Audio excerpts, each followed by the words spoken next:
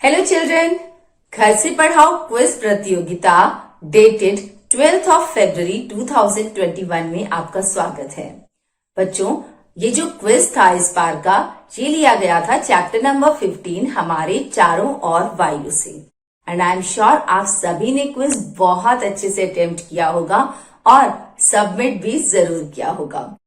तो चलते हैं, जानते हैं, हर बार की तरह डिस्कस करते हैं साइंस के उन 5 सवालों को और उनके सही जवाबों को। आइए देखते हैं। साइंस में हमारा पहला प्रश्न यानी कि क्वेश्चन नंबर 11 था, जीव श्वसन के लिए किस गैस का उपयोग करते हैं? Which gas is consumed by the living beings during respiration? And the options were A. Nitrogen, B.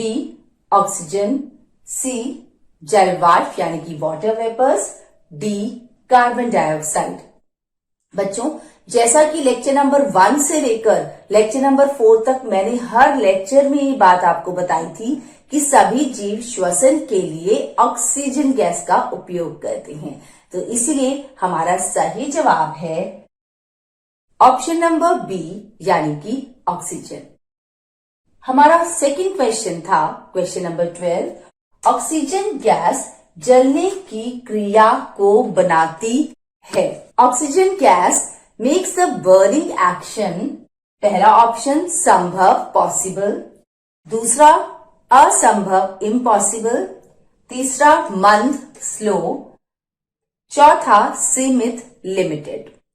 जैसा कि हमने एक्टिविटी वीडियो में देखा था कि जब हम गैस को ज्वलन के लिए हमने एक एक्टिविटी की थी जिसमें हमने कैंडल्स को बर्न किया था, वहां हमने कंक्लूड किया था कि ऑक्सीजन ज्वलन के लिए बहुत ही इंपॉर्टेंट है। विदाउट ऑक्सीजन बर्निंग जो है वो पॉसिबल नहीं है। यही रीजन था कि जब हमने बर्निंग कैंडल के ऊपर गिलास को ढककर रख दिया था तो जैसे ही ऑक्सीजन कंज्यूम हो गई थी आपकी कैंडल बुझ गई थी, क्योंकि ऑक्सीजन के बगैर बर्निंग पॉसिबल नहीं है। तो इसका मतलब ऑक्सीजन गैस बर्निंग को पॉसिबल करती है, संभव करती है। इसलिए आपका सही जवाब था ऑप्शन नंबर ए, पॉसिबल, संभव।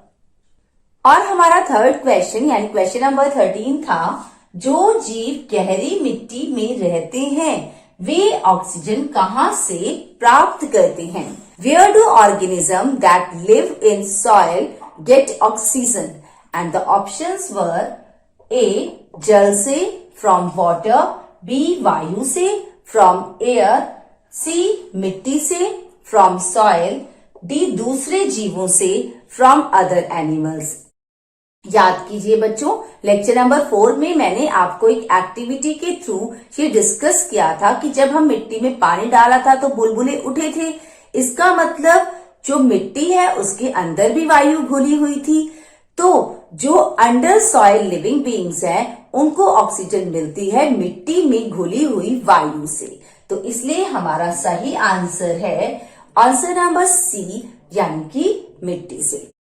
हमारा क्वेश्चन नंबर 4 यानी क्वेश्चन नंबर 14 आपकी क्विज का था, नाइट्रोजन तथा ऑक्सीजन मिलकर वायु का कितना भाग बनता है? How much part of air nitrogen and oxygen consisting of?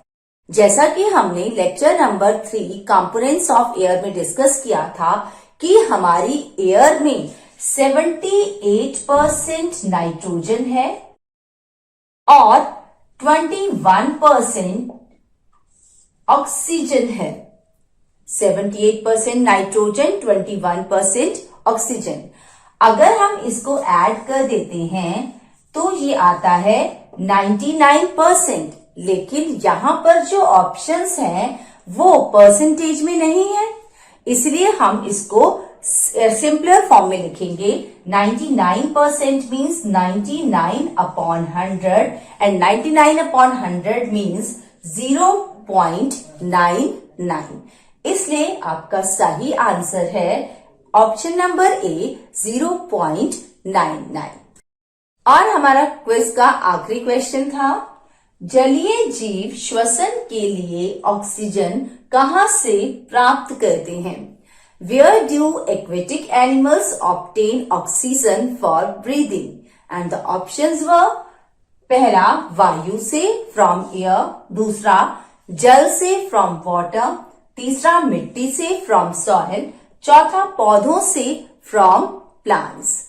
बच्चों लेक्चर नंबर 3 याद कीजिए, जहां पर हमने पानी को गर्म किया था एक बर्तन में और हमने वहां क्या देखा था? बहुत सारे एयर बबल्स। इसका मतलब जो वायु थी वो पानी में भी थी ना, तो जो हमारे एक्वेटिक एनिमल्स है वो कहां से ऑक्सीजन को ऑब्टेन करेंगे? राइट, जल से। इसलिए हमारा सही उत्तर है ऑप्शन नंबर बी, जल से, दैट इज फ्रॉम वाटर। तो बच्चों ये थे आपके 5 क्विज क्वेश्चंस और उनके सही आंसर्स। आई एम श्योर सबके डाउट्स बिल्कुल क्लियर हो गए होंगे और साथ ही आपको ये भी समझ आ गया होगा कि जब आप लेक्चर्स वीडियो को बिल्कुल सीरियसली देखते हैं, नोट्स बनाते हैं, तो आपके लिए ये क्विज अटेम्प्ट करना कितना आसान हो जाता है।